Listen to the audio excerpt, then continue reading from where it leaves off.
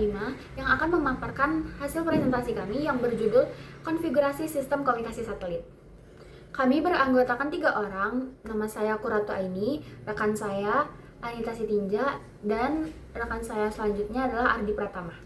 Berikut adalah penjelasannya. Satelit komunikasi. Satelit komunikasi merupakan terobosan penting dalam teknologi telekomunikasi modern. Dengan memanfaatkan satelit buatan yang ditempatkan di orbit bumi, sistem ini memungkinkan pengiriman dan penerimaan sinyal jarak jauh tanpa kabel fisik, yang fungsinya mentransmisikan dan memperkuat sinyal telekomunikasi radio melalui transponder untuk layanan seperti televisi, telepon, radio, dan internet. Sistem komunikasi satelit memiliki 3 segmen utama, yaitu segmen antariksa, segmen bumi, dan segmen pengguna. Masing-masing segmen memiliki fungsi penting dalam menjaga kelancaran transmisi sinyal global. Selanjutnya, arsitektur sistem komunikasi satelit. Arsitektur sistem ini dibagi menjadi 3 segmen utama yang saling berinteraksi untuk menyediakan layanan komunikasi end-to-end. Yang pertama, segmen ruang angkasa atau space segment. Segmen ini adalah bagian sistem yang berada di luar angkasa, yaitu satelit, beserta seluruh perangkat yang ada di dalamnya.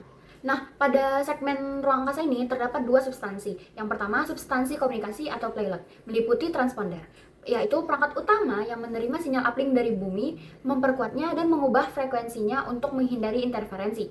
Kemudian memancarkannya kembali sebagai sinyal downlink. Transponder bertindak sebagai repeater di langit.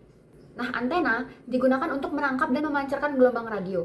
Pola radiasinya dapat dikonfigurasi untuk mencakup area geografi tertentu, termasuk global beam, spot beam, dan shape beam. Nah, yang kedua, ada substansi platform atau bus. Platform adalah badan satelit yang menyediakan layanan pendukung untuk operasional payload.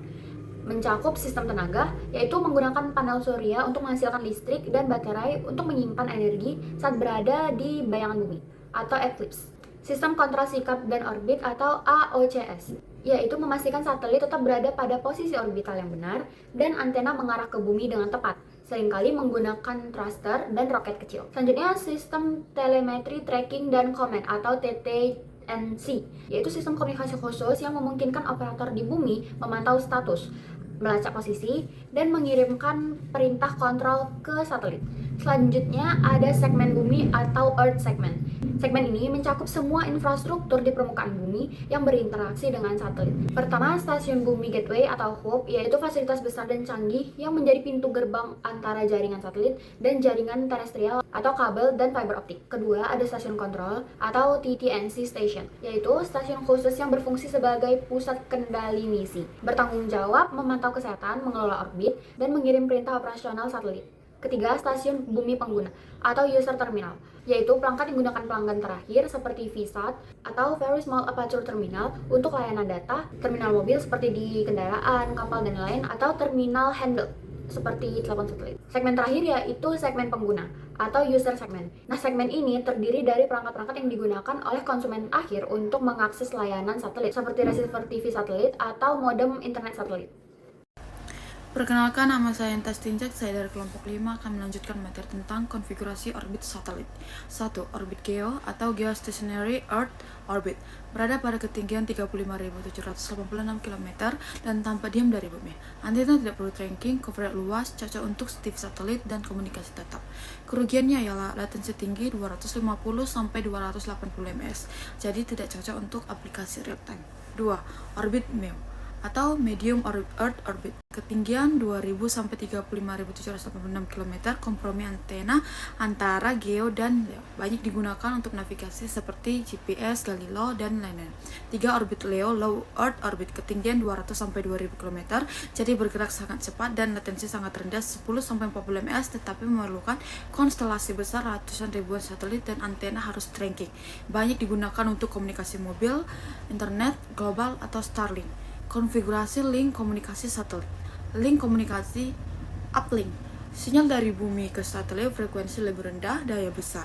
Downlink, sinyal dari satelit ke bumi frekuensi lebih rendah, daya terbatas satelit. Link budget, perhitungan daya sinyal recovered power dengan memperhitungkan semua penguatan gain dan kerugian losses. Parameter kunci C per N, current to noise ratio, dan EB per no kualitas sinyal digital. Pita frekuensi utama atau bands frekuensi band 4-8 GHz, sangat tahan hujan untuk TV broadcasting penting. Q-band 12-18 GHz, populer untuk visa dan TV rumahan rentan rainfed. K-band 26,5-40 GHz, bandwidth sangat besar high. Throughput satelit sangat rentan cuaca.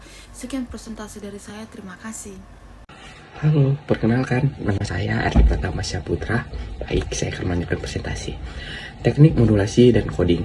Modulasi digunakan untuk mengubah sinyal informasi menjadi sinyal radio. Teknik yang digunakan antara lain BPSK, QPSK, SPSK. Coding digunakan untuk mendeteksi dan memperbaiki kesalahan. Teknik adapter, coding, and modulation menggunakan sistem penyesuaian platform sesuai dengan kondisi jaringan. Baik, yang selanjutnya teknik multiplex access. Yang pertama itu ada PDMA. Setiap pengguna mendapat alokasi frekuensi unik dan tetap. Yang kedua, TDMA. Semua pengguna berbagi frekuensi tetapi diberi giliran waktu. Yang ketiga, CDMA. Semua pengguna berbagi frekuensi dan waktu membedakan dengan kode unik.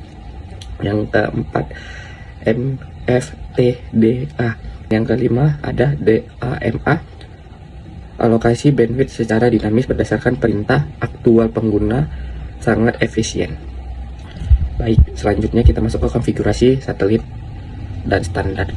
Yang pertama itu topologi jaringan. Yang pertama itu ada topologi point to point, koneksi dua sistem, efisien untuk traffic tinggi. Yang kedua itu ada point to multi point, sub yang mengirim sinyal ke banyak remote. Yang ketiga itu ada topologi star, menggunakan komunikasi harus melalui hub sentral. Dan yang keempat itu ada topologi mesh, setiap stasiun dapat berkomunikasi langsung. Yang selanjutnya aja standar penting. Standar penting ada DFB, standar untuk TV, DFR, standar untuk komunikasi interaktif dua arah, SCP, setiap kanal memiliki street sendiri, dan MCPC, banyak kanal digabungkan ke satu karakter. Oke, baik, selanjutnya ada evaluasi dan tren teknologi. Teknologi satelit terus berkembang pesat, didorong dengan kebutuhan akan throughput data yang lebih tinggi dan latency yang lebih rendah. High throughput satelits menggunakan banyak spot band kecil dengan frekuensi rush yang agresif untuk melayani area geografis yang berbeda. Yang kedua ada mega constellation Leon, sistem yang terdiri dari ribuan satelit Leon. Yang ketiga ada internet 5G and satellite standard 5G mencakup satelit berbagai non-teknis New York. Oke, baik, selanjutnya kesimpulan. Secara keseluruhan, konfigurasi sistem komunikasi satelit adalah fondasi utama dalam membagi teknik komunikasi global modern. Perpaduan antara ilmu rekayasa, teknologi tinggi, dan perencanaan frekuensi yang matang untuk menghasilkan sistem komunikasi global dan efisien, aman, dan andal. Dengan pemahaman mendalam terhadap frekuensi tiap segmen serta memanfaatkan teknologi modern seperti HTS dan internet 5G, sistem komunikasi satelit akan terus menjadi tulang punggung utama bagi konektivitas dunia di masa depan, serta dapat memberikan pelayanan yang efektif dan efisien, memenuhi kebutuhan komunikasi modern baik untuk kepentingan sipil, komersial, maupun pertahanan. Baik, sekian hasil dari presentasi kami. Saya ucapkan terima kasih.